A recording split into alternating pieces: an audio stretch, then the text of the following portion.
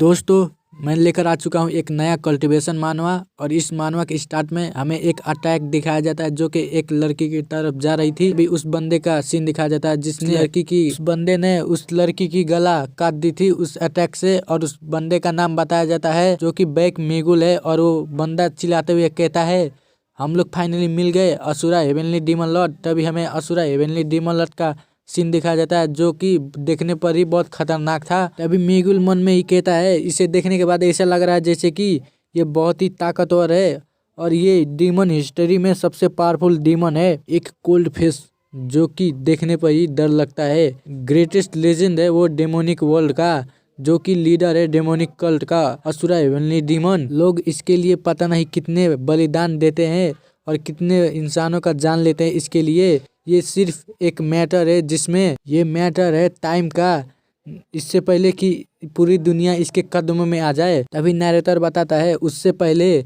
Back मेगुल वहां पर आ गया था और वो कहता है अपना आखिरी शब्द बोलो हेवनली असुरा डीमन से। ये देखकर हेवनली असुरा डीमन अपना प्रेशर रिलीज करता है।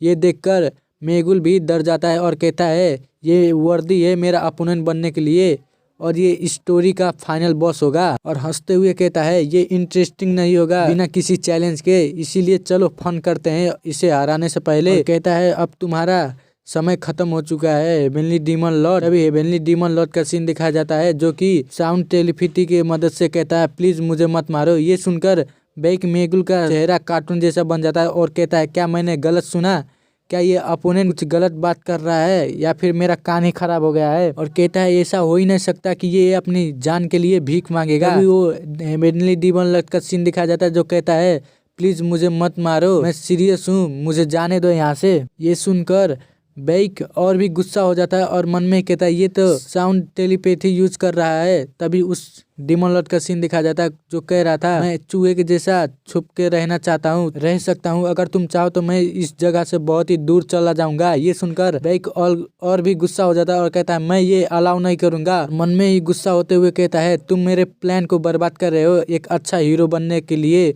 जो कि बैटल लड़के हीरो बनेगा। और कहता है ऐसा तो कोई पॉइंट ही नहीं बनता कि हेवनली डीमन लॉर्ड को मैं हराऊं जो कि ऐसा डरपोक और निकम्मा है। फिर से वो असुरा heavenly demon lord sound telepathy के मदद से कहता है प्लीज मिस्टर बैक मेरा भी कोई एक रेपुटेशन है इसीलिए तुम मुझे जाने दो, मैं काइंडली कह रहा हूँ। ये सुनकर बैक फिर अटैक करते हुए कहता है अगर तुम सोचते हो कि तुम्हारा रेपुटेशन खत्म हो जाएगा ये सब करने से, तुम सिर्फ मर जाओ। ये देखकर वो हेवनली डीमन लॉर्ड बहुत घबरा जाता है और कहता है प्लीज मिस्टर बैक मुझे छोड़ दो, मैं तुमसे भीख मांगता हूँ। ये सुनकर वो और भी गुस्सा हो जाता है और कहता है मैं तुम्हें नहीं छोड़ूंगा जब तक तुम मर नहीं जाते, तुम ऐसे कमजोर और निकम्मे इंसान, तुम तो डिजर्व भी नहीं करते मुझसे बैटल करने की। ये देखकर वो डीमन लॉर्ड मन में ही सोचता है क्या मेरा अब अंत हो गया है। तभी हमें एक सीन दिखाया जाता है जहाँ पर वो दोनों फाइट करते हैं और उन दोनों का स्वॉर्ड क्लैश करता है। और नैरेटर हमें बताती है ये बैटल इस तरह से एंड हुई। मिस्टर मेगुल को लगा था कि वो जीत जाएगा ये बैटल, अंत में मिस्टर मेगुल मारा गया एक ही स्ट्राइक में हेवनली डीमन लॉर्ड के अटैक से।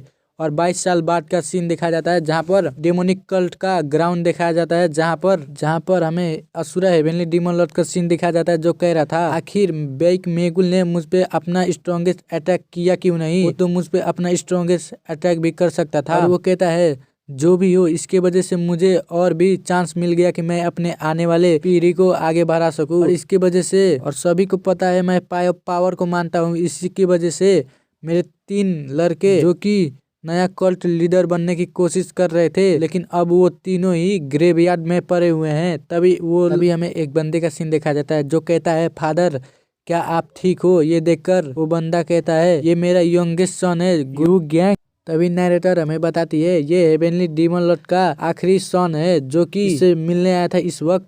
वहीं पर हेवनली डीमन लॉर्ड भी कहता है ये यू गैंग है जो कि सभी से डिफरेंट है मेरे तीनों पिछले सन से। मैंने इसे बड़ा किया है ना कि पावर के लिए, मैंने इसे बड़ा किया है ताकि ये कैसे जजमेंट कर सकता है। मैंने इसके लिए हर चीज अरेंज की थी जो कि इसे कल्ट का सबसे पावरफुल लीडर बनने में मदद करे। अभी वो असुरा डीमन लॉर्ड कहता है मैं ठीक हूँ, मेरे लिए ज्यादा टेंशन मत करो। और मन में ही कहता है एक दिन ये जरूर मुझे भी सरपास करके सबसे पावरफुल कल्ट लीडर बन जाएगा। तभी आसपास के नौकर ये देख के कहने लगते हैं मुझे नहीं पता था हमारे लीडर के पास ना अच्छा भी फीलिंग्स है, और कहते हैं हमारे नेक्स्ट लीडर जरूर अगला यंग मास्टर बनेंगे। अभी दूसरा नौकर कहता है हाँ जरूर ये बनेंगे क्योंकि ये हेवेनली डीमन लॉर्ड का सक्सेसर है। ये सुनकर एमसी मन में ही गुस्सा हो रहा था। तभी हमारा सीन चेंज होता है और हमें एमसी का सीन दिखाया जाता है जो कुछ लिखने की कोशिश कर रहा था। तभी कोई दरवाजा खटखटाता है। ये सुनकर एमसी कहता है कौन है। तभी एक बंदा दरवाजा खोलकर अंदर आता है और यंग मास्टर को ग्रीट करता है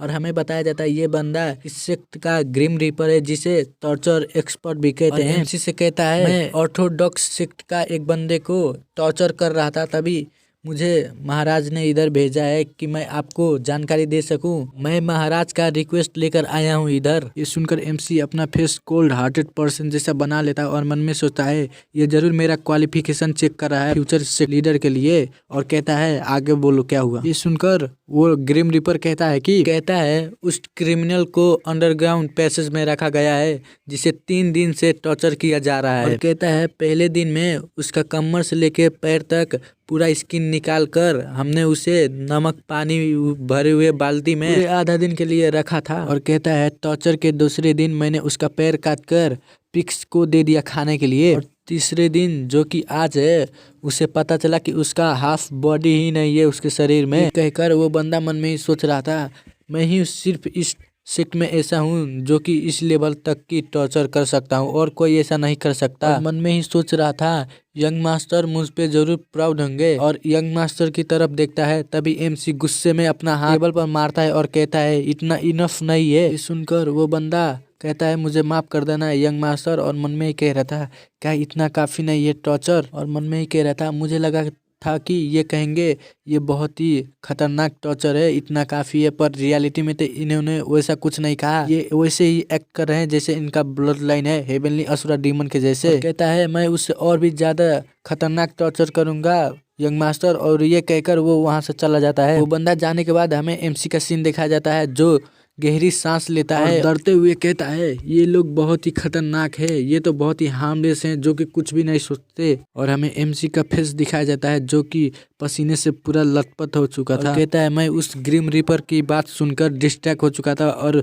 मैं मन में ही कह रहा था इतना इनफ नहीं है, मैं बहुत ही कमजोर हूँ, इतना इनफ नहीं है, और गलती से मैं ये बात जोर से चिल्ला के कह देता हूँ। ये सुनकर उस बंदे को लगा कि मैं उसकी बात कर रहा हूँ और वो कह रहा था कि मैं उसे और भी डेंजर टॉर्चर करूंगा। ये सुनकर एमसी मन में ही कह रहा था क्या हुए उससे और भी ज्यादा टॉर्चर करेगा। और कहता है ये लोग तो बहुत खतरनाक पनिशमेंट देते हैं जो कि सिर्फ नजर रख रहा था इन लोगों की सेक्ट पर। कहता है ये तो अनएक्सेप्टेबल है, और उसके हाथ में दिखाया जाता है जिसमें वो लिख रहा था कि मैं लीडर के लिए क्वालिफाई नहीं हूँ। कहता है मैं फेल हो गया ये उसे कहने में, और सर पकड़ते हुए कहता है मुझे डिमोनिक कल्ट का लीडर बनने से अच्छा तो एक नॉर्मल लाइफ जीना ही पसंद है। मेरे आसपास के लोग गलत ही सोचते हैं, उन्हें लगता है कि मैं डिमोनिक कल्ट का लीडर बनने के लिए एकदम क्वालिफाइड हूँ। तभी एक सीन दिखाया जाता है जिसमें एक सर्वेंट पूछती है यंग मास्टर आप कहाँ से आ रहे हो। तभी एमसी कहता है मैं एक कचरे को साइड करके आ रहा हूँ जो कि रोड के किनारे था।